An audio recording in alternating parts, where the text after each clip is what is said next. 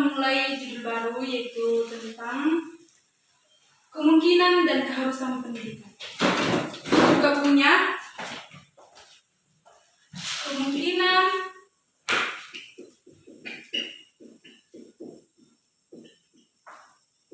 dan keharusan pendidikan.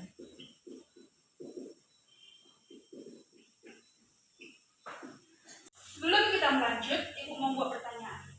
Siapa yang bisa, namanya akan saya catat. Tambahan nilainya, oke? Mungkinkah manusia itu dapat dididik? Ya, mungkin, Bu. Apakah manusia itu harus dididik? Ya. Mengapa? Buat alasan. Karena manusia membutuhkan pendidikan. Iya, karena manusia itu membutuhkan pendidikan. Nah, kita lanjut. Mungkinkah manusia dididik? Mungkinkah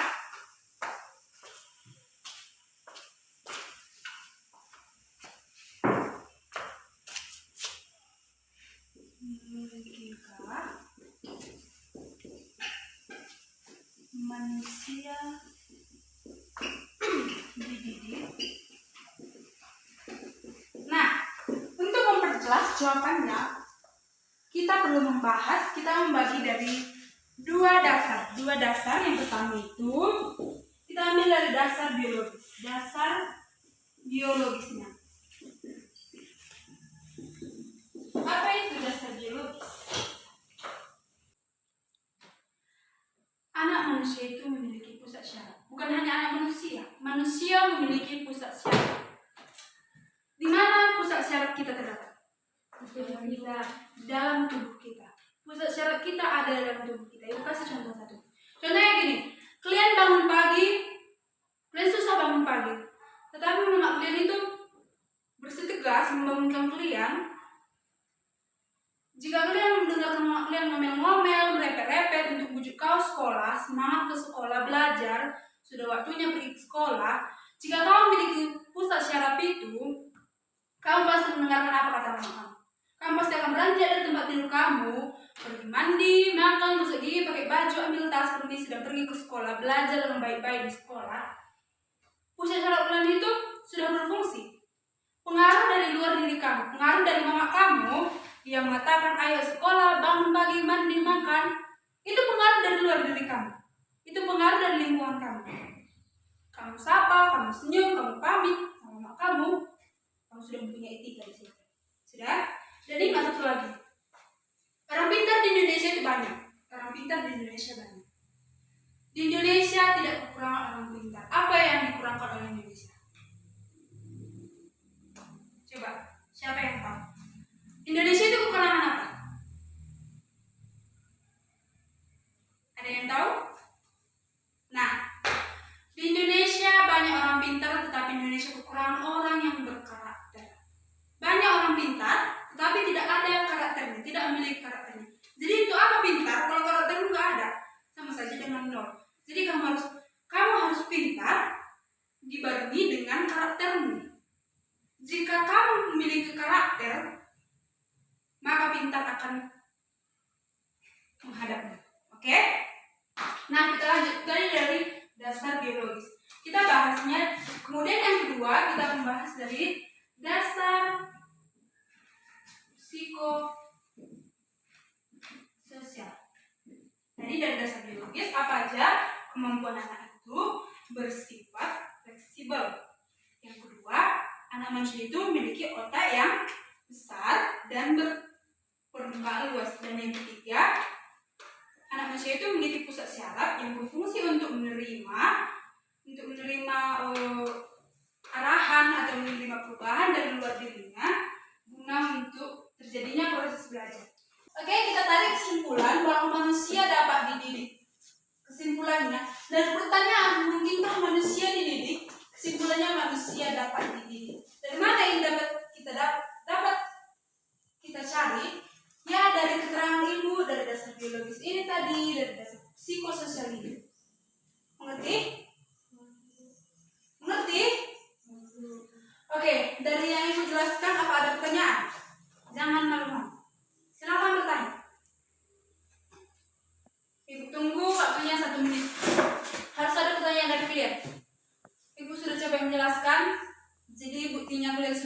mengerti dan paham, pasti kalian akan bertanya. Ayo silakan, jangan malu-malu buat pertanyaannya. Bertanya tidak akan menyesatkan. Ayo, silakan. Siapa yang mau bertanya, buat. Ayo. Kalau nggak ada yang bertanya, biar ibu yang bertanya. Apakah kalian sudah mengerti? Apakah kalian sudah paham? Ayo. Ada pertanyaannya? Ya, Saya kurang mengerti tentang dasar biologis. dasar biologisnya kamu mengerti? Oke, perhatikan baik-baik dan dengarkan dan lihat saya. Sudah? Orang yang melihat saya belum tentu mendengarkan saya. Percuma kalian pandangan sama saya, tapi pikiran kalian kesana kemari. Jadi lebih baik orang yang dengarkan sambil melihat, memperhatikan dan memasukkannya ke dalam otak dan hati. Sudah? Lalu dari dasar biologis ini tadi, anak manusia yang baru dilahirkan itu tidak berdaya, tidak memiliki potensi untuk tumbuh. Kenapa demikian? Kenapa anak itu tidak memiliki potensi untuk tumbuh kalau dia baru dilahirkan? Memang belum kuat tenaganya kan? Belum ada tenaganya. Gak mungkin lah dia baru lahir langsung terbilang masak, mencuci piring, nyapu segala macam. Gak mungkin lah kan? Belajar itu mustahil. Kenapa anak itu belum ada potensinya untuk tumbuh, nggak berdaya dia pas lahir? Karena yang pertama itu kemampuan anak itu bersifat fleksibel, mudah diatur, fleksibel dia, mudah diatur, kamu mudah diatur ketika kamu baru lahir. Apalagi tapi berbeda dengan sekarang. Sekarang kamu sudah beranjak dewasa, sudah tahu lah pacarannya kan? Pasti kan susah diatur orang tua kalian. Contohnya kalau kalian disuruh cuci dulu piring anak, kalau dibilang pasti kalian bilang tunggu dulu mak, masih ada kerjaan. Kalian bilang kan susah kalian untuk diatur, susah. Apalagi pas malam mingguan, kalau dibilang mamanya jangan keluar malam mingguan, gak ada pacar-pacaran, sekolah lah, udah bilang mama gitu.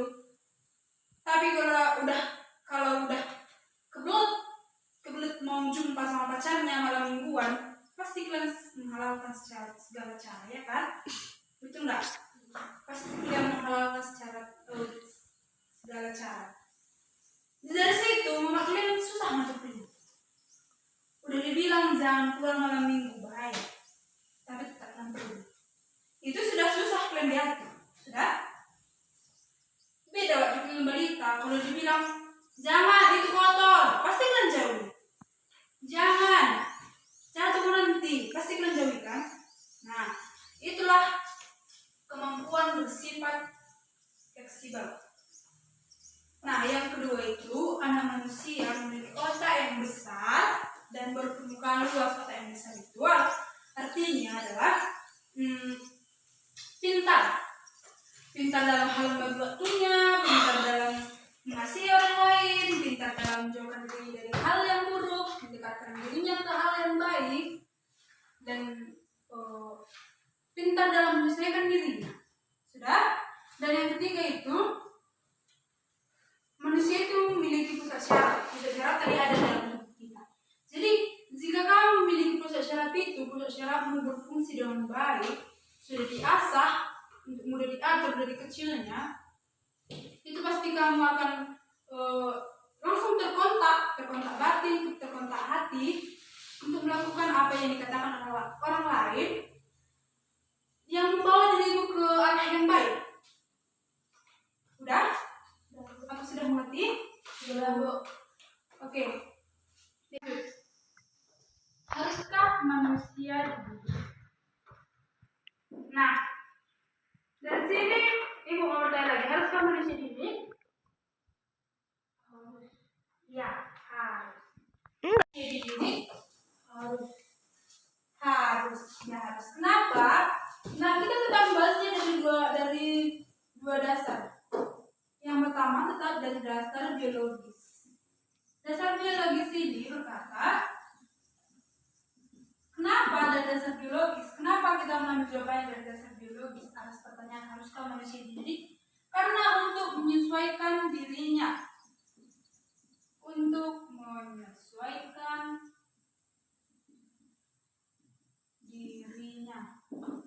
terhadap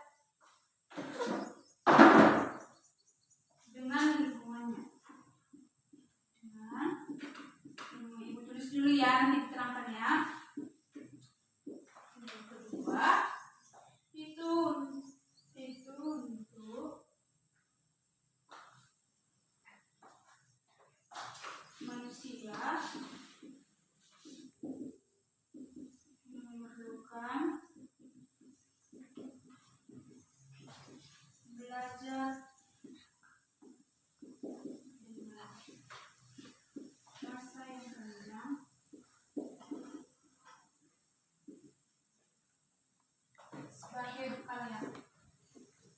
sebagai bekalnya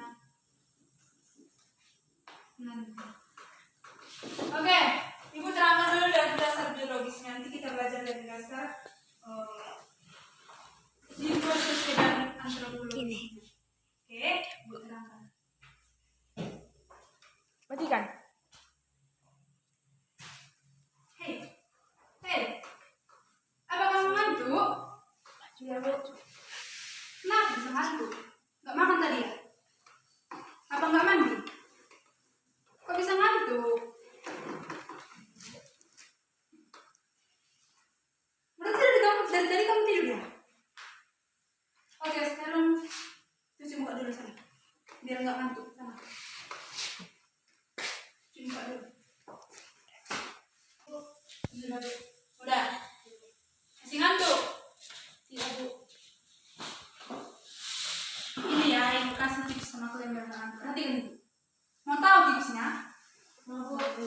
Tipsnya adalah perhatikan wajah ibu baik-baik. Perhatikan wajah ibu yang cantik jelita ini, yang baik hati ini. Perhatikan wajah ibu dengan baik. Pastikan nggak ngantuk.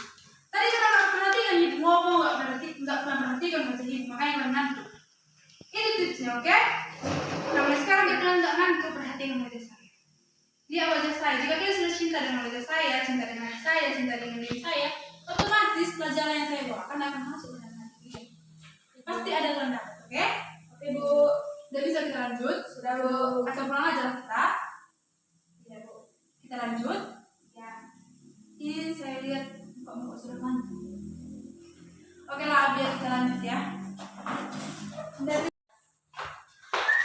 Oh, jangan di atas. Nah, kita bahas dari dasar biologisnya yang harus manusia dididik. Dari dasar biologisnya itu, manusia harus dididik. Kenapa? Untuk menyesuaikan dirinya dengan lingkungannya. Pasti kamu sesuaikan diri kamu dengan saya, kan? Baru-baru mengenal pelajaran ibu, pasti kalian berusaha menyesuaikan diri kalian dengan ibu, kan? Gak mungkin langsung kalian tahu ibu, kalian tahu sikap ibu, sifatnya. Itu mustahil. Menyesuaikan diri, namanya juga menyesuaikan diri, beradaptasi. Itu kamu contohnya itu ketika kamu SD, kamu pasti beradaptasi dengan SD. Baru-baru masuk sekolah, kamu pasti beradaptasi dengan anak-anak atau dengan guru di sekitarmu. Itu ketika kamu SD. Nah, dalam SD kamu itu belajar, kamu itu mendapat pendidikan. Pendidikan ini berguna untuk kamu melanjut kembali ke tingkat SMP. Maka dari itu, kamu perlu menyesuaikan diri dari tingkat SD ke SMP, ke SMA, dan lanjut ke perguruan tinggi. Kalau kalian mau ke perguruan tinggi, kalian harus menyesuaikan diri.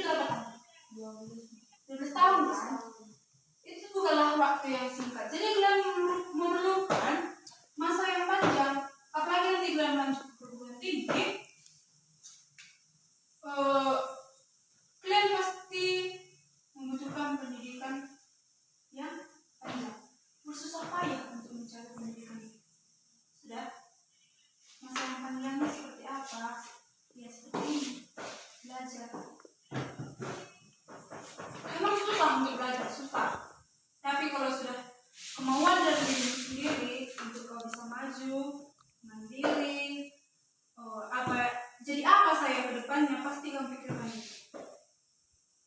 Jadi saran ibu, ya mulai dari sekarang sebelum ada penyesalan, kamu pikirkanlah kamu mau kemana nanti.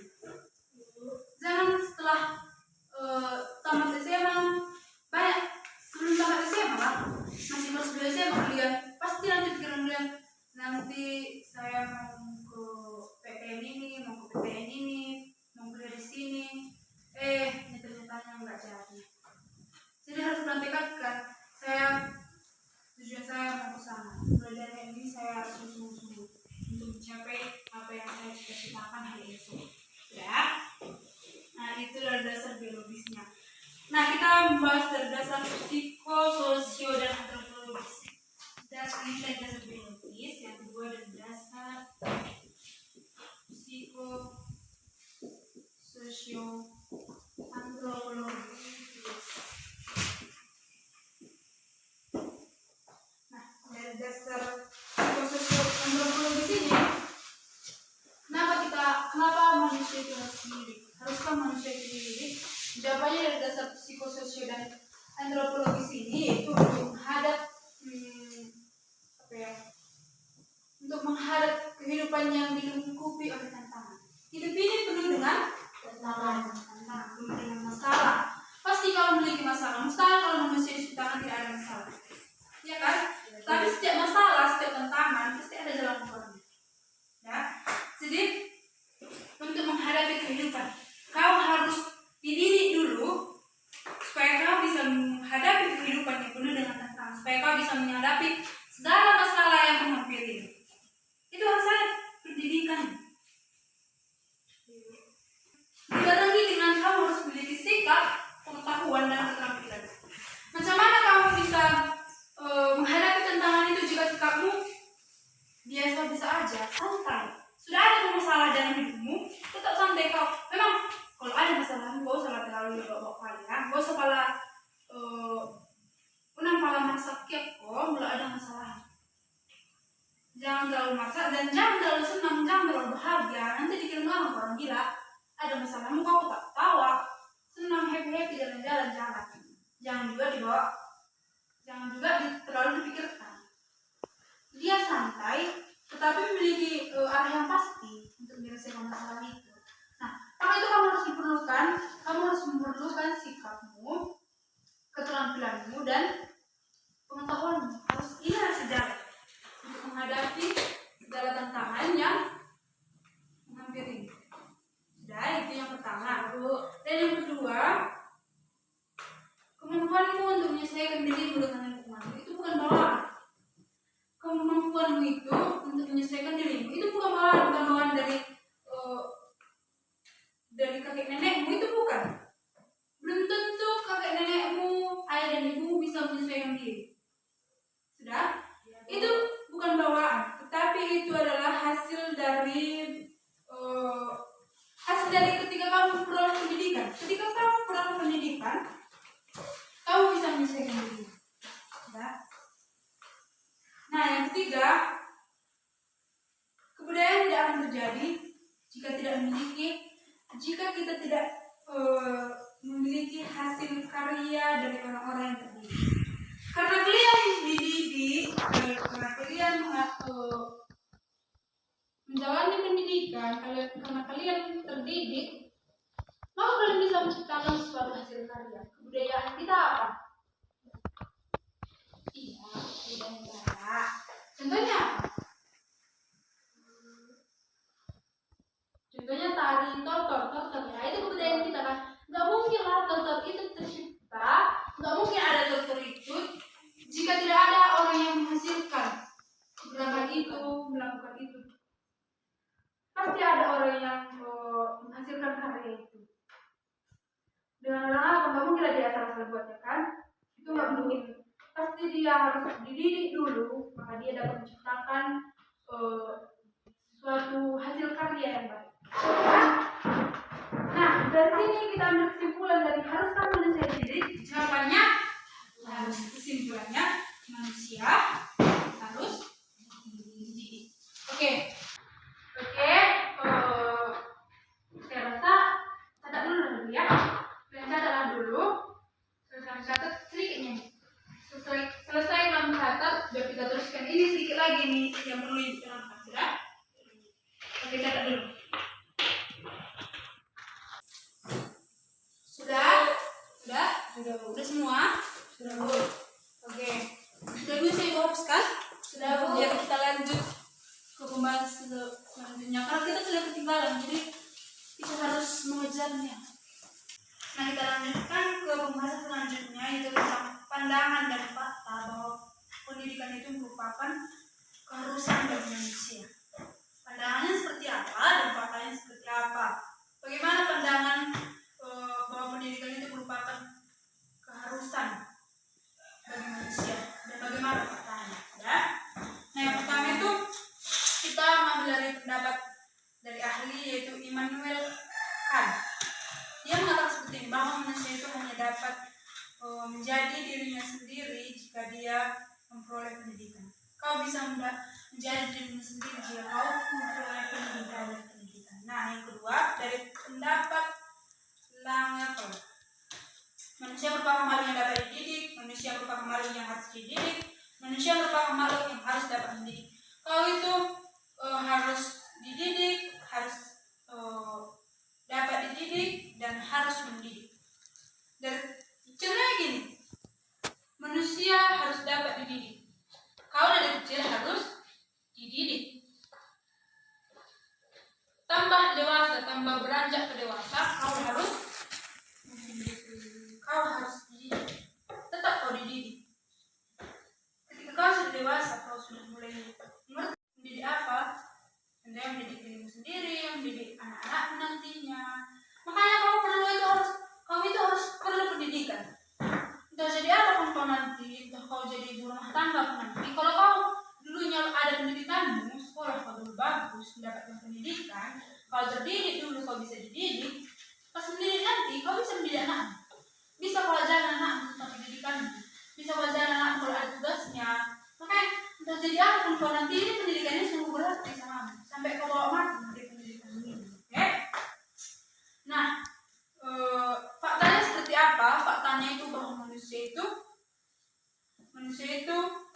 membutuhkan pendidikan. Faktanya bahwa pendidikan merupakan kebutuhan manusia.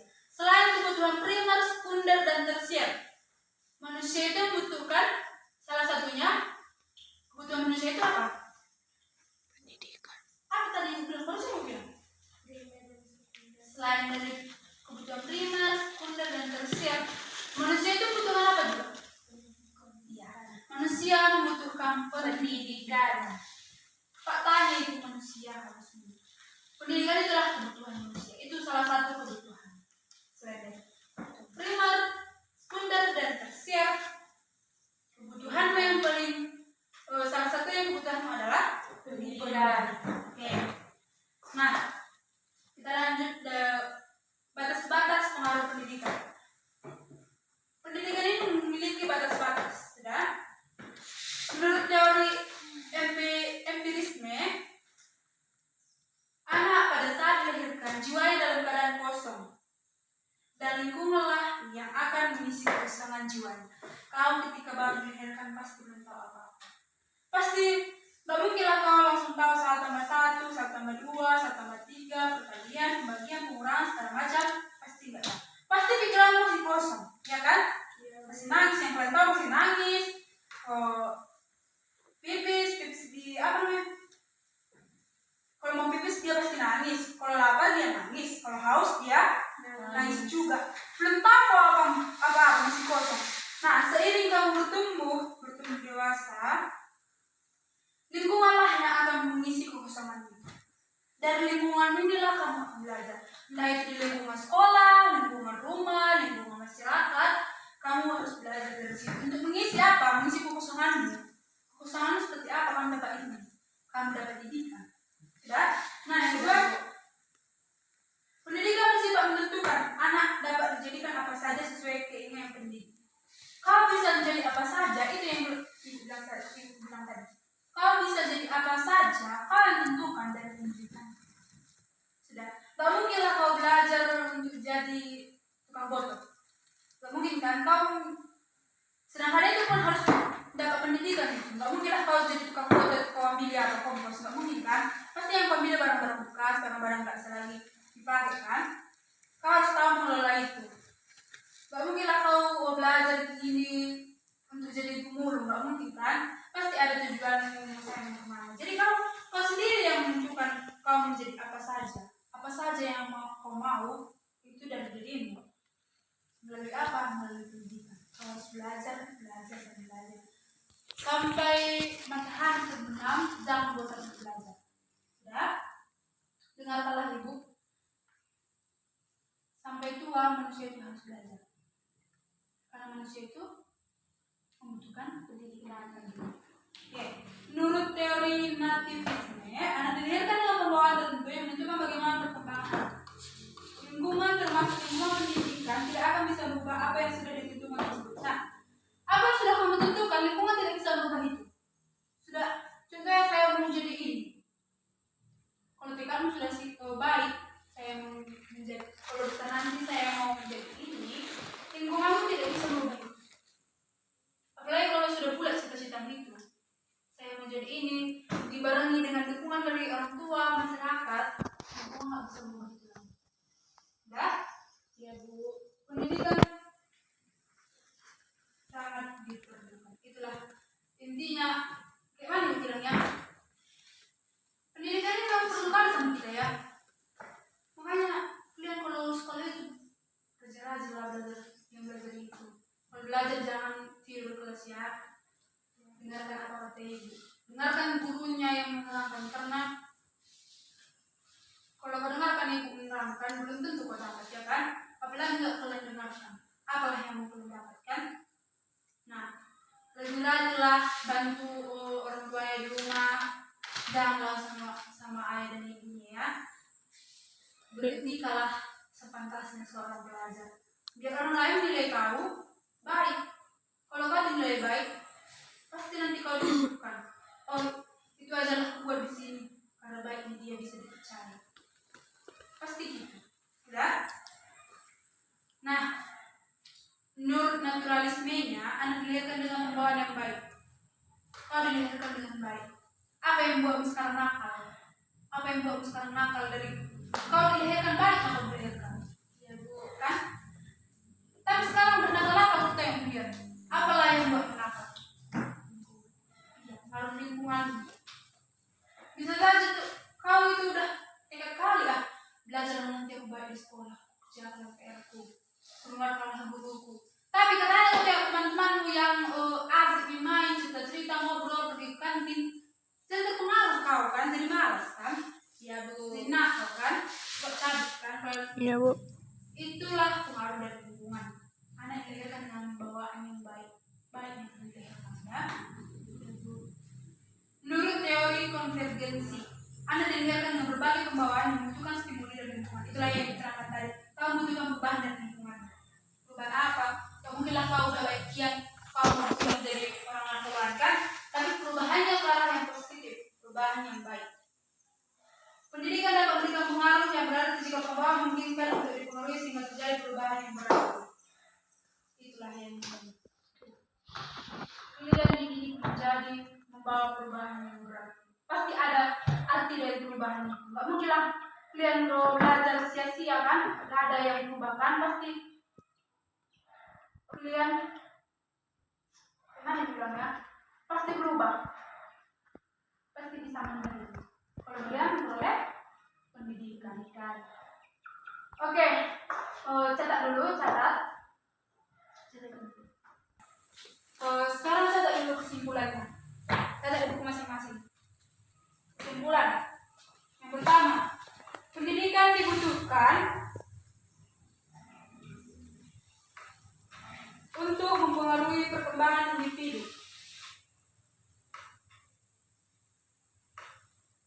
Ya. Tetapi pengaruhnya tidak bersifat dominan.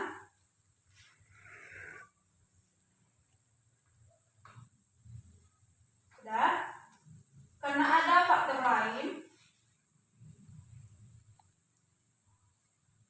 yang berperan, diantaranya adalah pembawaan. Yang kedua, selain pembawaan,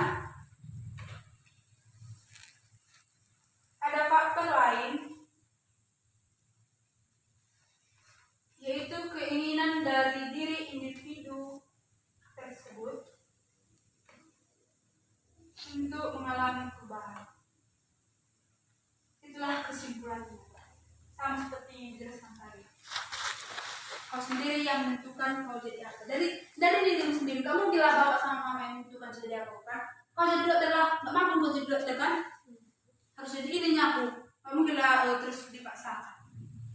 Itulah kamu artinya dididik, mendapat pendidikan.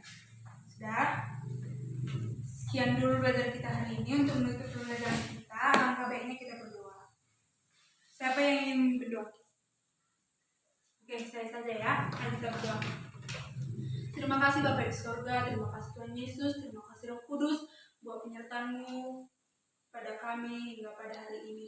Bapak yang baik, kami sudah selesai belajar. Biarlah apa yang kami pelajari Tuhan bisa menjadi bekal kami nantinya dalam menggapai cita-cita kami. Berkati Tuhan murid-murid kami, siswa kami dalam menerima pembelajaran. Biarlah apa yang gurunya ajarkan bisa mereka terima dan bisa mereka masukkan ke dalam hati dan pikirannya dan bisa mereka terapkan dalam kehidupan sehari-hari. Ampuni kami Tuhan dari dosa dan kesalahan kami agar kami layak disebut sebagai anak-Mu.